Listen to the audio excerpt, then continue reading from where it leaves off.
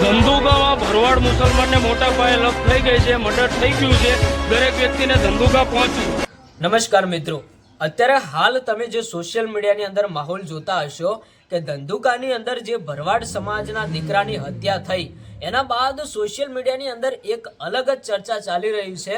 ઘણા બધા લોકો અલગ અલગ રીલ્સ મૂકે છે, વિડીયો મૂકે છે અને એવું કહે છે કે જે પણ ગુનેગાર છે એને ભાઈ કડકમાં કડક સજા મળવી જોઈએ. તો ભાઈ થોડાક જ કલાકોની અંદર ગુનેગારને પકડી લેવામાં આવ્યો, એને સજા પણ આપવામાં આવી. પણ ઘણા બધા લોકો એવું કહે છે કે આવી ઘટના આજે પહેલી વાર નથી બની, આની પહેલા પણ આવી ઘટના બની ચૂકી છે. વારંવાર ગુનેગારને પકડવામાં આવે છે ને એને સજા આપવામાં આવે છે. તો શું ખરેખર આ વખતે પણ ગુનેગારને પકડવામાં આવ્યો, એને સજા આપવામાં આવશે? તો શું આવનારા સમયની અંદર આવી ઘટના નહીં બને? તો ઘણા બધા લોકોનો આ સવાલ ઉભો થયો છે, કારણ કે ધંધુકાની અંદર આ ભરવાડ સમાજની એક ફરીથી બીજી મોટી ઘટના બની ગઈ. આના પહેલા પણ બીજી ઘણી બધી ઘટનાઓ બનેલી છે જે તમે સોશિયલ મીડિયામાં સમાચાર જોયા હશે. જે કિશન ભરવાડની ઘટના ભાઈ હજુ તો વધારે વર્ષો પણ નથી થયા અને એક બીજા ભરવાડ સમાજના દીકરાની હત્યા થઈ ગઈ. તો મિત્રો આમાંથી ક્યાંક ને ક્યાંક ઘણા બધા ભરવાડ સમાજના ભાઈઓ મેદાને ઉતર્યા, સાથે સાથે બીજા પણ ઘણા બધા સમાજના લોકો સપોર્ટ કરી રહ્યા છે કે અમને આ વાતનો ન્યાય જોઈએ અને સરકારને વિનંતી છે કે આવી ઘટના આવનારા સમયની અંદર બીજી વખત ન થવી જોઈએ. કારણ કે આવી ઘટના ભાઈ નાનકડી વાતની અંદર તમે વિચાર કરો કે કેવી કેવી ઘટનાઓ બની રહી છે.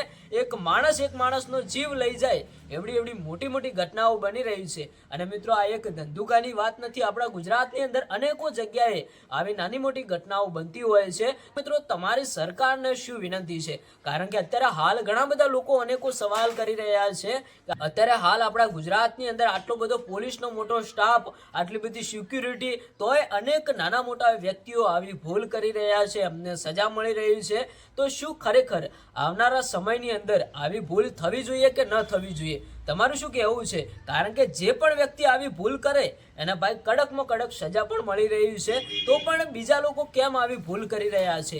શું એમને જે જોવે એવી કડકમાં કડક સજા નથી મળતી?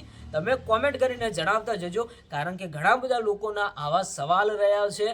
ઘણા બધા નેતાઓ અત્યારે હાલ મેદાને ઉતર્યા, ઘણા બધા કલાકારો અત્યારે હાલ આ ધંધુકામાં જે ઘટના બની એના સપોર્ટમાં આવ્યા. જે તમે દેવાયત ખબરનો પણ વિડીયો જોયો હશે, એ પણ આ ઘટના બની તો સપોર્ટમાં એમને પણ વિડીયો બનાવ્યો કે આવનારા સમયની અંદર આવી ઘટના ન બનવી જોઈએ. એટલે જે પણ વ્યક્તિએ આવું કામ કર્યું છે એને ભાઈ સજા તો મળવી જ જોઈએ અને સજા મળી રહી છે.